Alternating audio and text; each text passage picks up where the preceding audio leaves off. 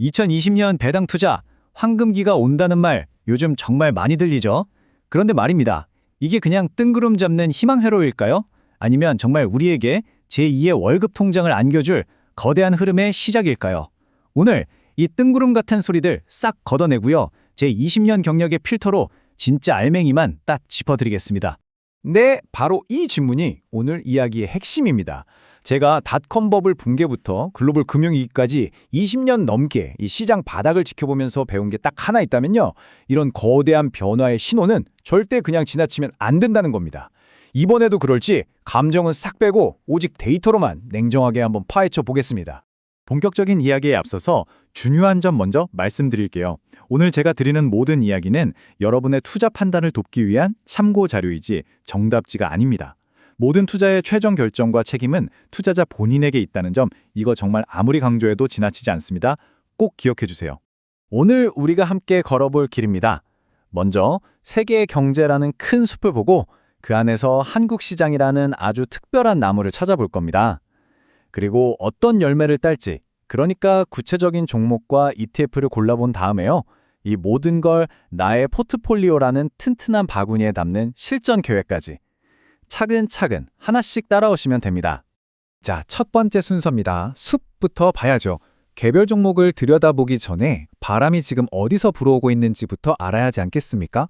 왜 다른 해도 아니고 하필 2026년인지 그 배경이 되는 글로벌 경제의 큰 그림부터 한번 잡아보겠습니다.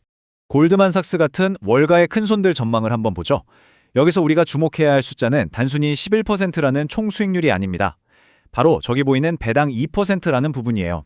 주가 상승 9%는 어떻게 보면 기대감이지만 저 배당 2%는 기업이 실제로 벌어들인 이익, 즉 현금에서 나온다는 팩트입니다. 다시 말해 배당의 원천인 기업들의 체력이 아주 튼튼해지고 있다는 가장 확실한 신호인 셈이죠. 그리고 이게 어떻게 보면 결정타입니다. 바로 금리 인하죠. 금리가 5%일 때는 사실 은행 예금만 넣어놔도 꽤 쏠쏠했잖아요. 그런데 3%대로 내려가기 시작하면 이야기가 완전히 달라집니다. 더 이상 은행 이자에 만족하지 못하는 똑똑한 돈들이 더 높은 수익을 찾아서 대이동을 시작하거든요. 그 돈, 그 거대한 물줄기가 어디로 향할까요? 바로 매달 월세처럼 따박따박 현금을 주는 고배당주로 방향을 틀게 되는 겁니다. 자, 글로벌 환경이 이렇게 무르익고 있는데 한국 시장에는 아주 특별한 선물이 하나 더 준비되어 있습니다. 바로 정부가 직접 판을 깔아주는 세금제도 개편. 이게 진짜 게임 체인저가 될 겁니다. 이 숫자 4천만 원. 이게 뭘 의미할까요? 개인종합자산관리계좌 ISA의 납입 한도가 2배로 확 늘어난다는 겁니다. 이건 그냥 세금 혜택 좀 더 줄게 정도의 시혜가 아니에요. 이건 거의 제발 이 비과세 만능 통장으로 부자 되세요 라고 국가가 등을 떠밀어주는 수준입니다. 투자하라고 이렇게까지 판을 깔아주는데 이걸 활용 안 하는 게 오히려 손해 아닐까요? 그리고 이건 소위 큰손 투자자들한테는 거의 혁명적인 변화입니다. 기존에는 배당 같은 금융소득이 2천만 원만 넘어도 다른 소득이랑 합쳐서 최대 45%, 거의 절반을 세금으로 내야 했잖아요. 그런데 이제 정부가 지정하는 착한 고배당주에 투자하면 딱 20%만 내고 끝내세요 하고 길을 터준 겁니다. 이건 사실상 정부가 이쪽으로 돈을 옮기세요 라고 콕 집어서 신호를 주는 거나 마찬가지입니다. 자, 이제 이론 공부는 충분히 했으니까요. 구체적인 종목으로 한번 들어가 볼 시간입니다. 미래에셋증권에서 내놓은 리포트를 바탕으로 하되 그냥 읽어드리는 게 아니라 제 20년 경력의 필터를 더해서 아주 날카롭게 해부해 보겠습니다. 미래에셋 리포트의 핵심 논리는 바로 이 한 문장으로 요약됩니다.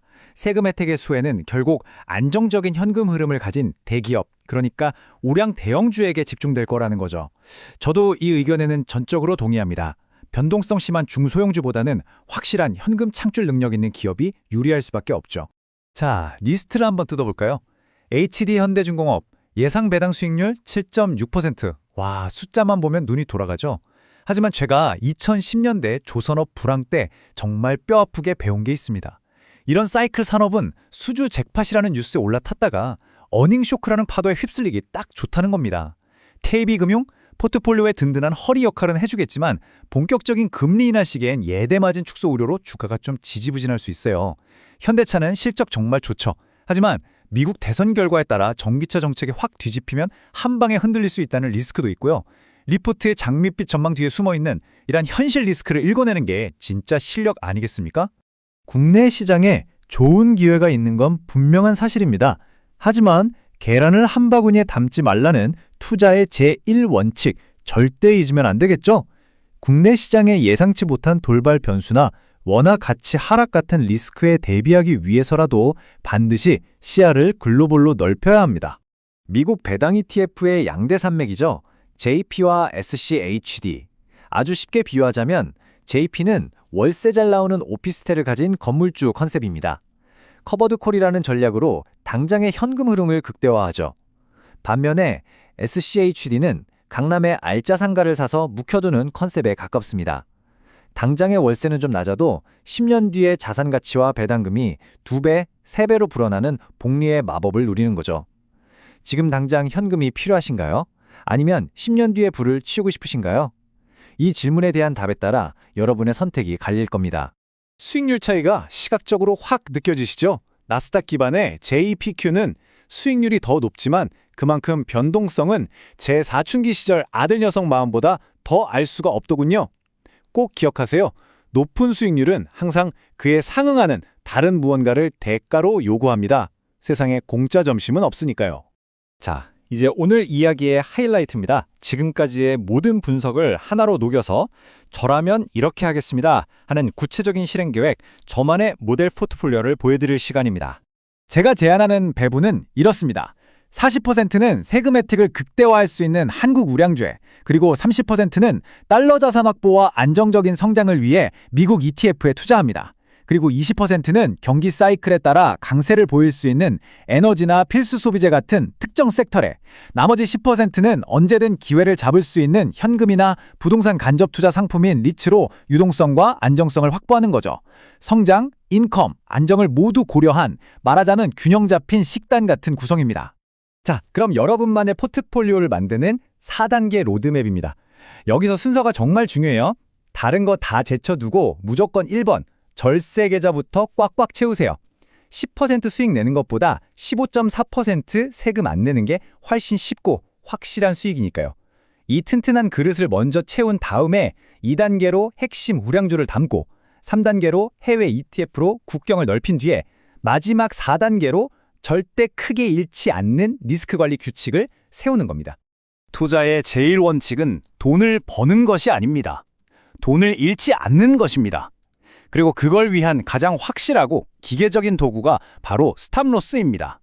마이너스 10%가 되면 뒤도 안 돌아보고 기계적으로 판다 같은 감정이 낄 틈이 없는 원칙을 세우셔야 합니다. 이건 실패를 인정하는 손절이 아니에요. 다음 기회를 잡기 위한 자본 보존입니다. 감정이 이성을 지배하는 순간 계좌는 녹아내리기 시작합니다. 스탑로스는 그 감정을 막아주는 최소한의 안전장치입니다. 이제 슬슬 마무리할 시간입니다. 구체적인 전략과 종목도 물론 중요하지만 결국 투자는 마인드셋, 즉 마음가짐의 싸움이거든요. 이 말을 꼭 가슴에 새기셨으면 좋겠습니다. 시장의 내일을 맞추려는 건 신의 영역에 도전하는 것과 같아요. 우리가 할 일은 예측이 아니라 대비입니다. 어떤 폭풍우가 몰아쳐도 가라앉지 않는 튼튼한 방주, 즉 잘 분산된 나만의 원칙 있는 포트폴리오를 만드는 것, 그것만이 우리가 유일하게 통제할 수 있는 영역입니다. 2026년은 분명 배당 투자자에게 아주 큰 기회의 해가 될 겁니다. 오늘 내용을 통해서 그 기회를 잡을 준비를 단단히 하셨기를 바랍니다. 하지만 마지막으로 스스로에게 이 질문을 한번 던져보시죠. 내 포트폴리오는 이렇게 맑은 날뿐만 아니라 우리가 아직 보지 못하는 예상치 못한 폭풍우가 몰아치는 날에도 과연 나를 굳건히 지켜줄 수 있는가? 이 질문에 자신 있게 예라고 답할 수 있을 때 비로소 진정한 투자의 길이 열릴 겁니다.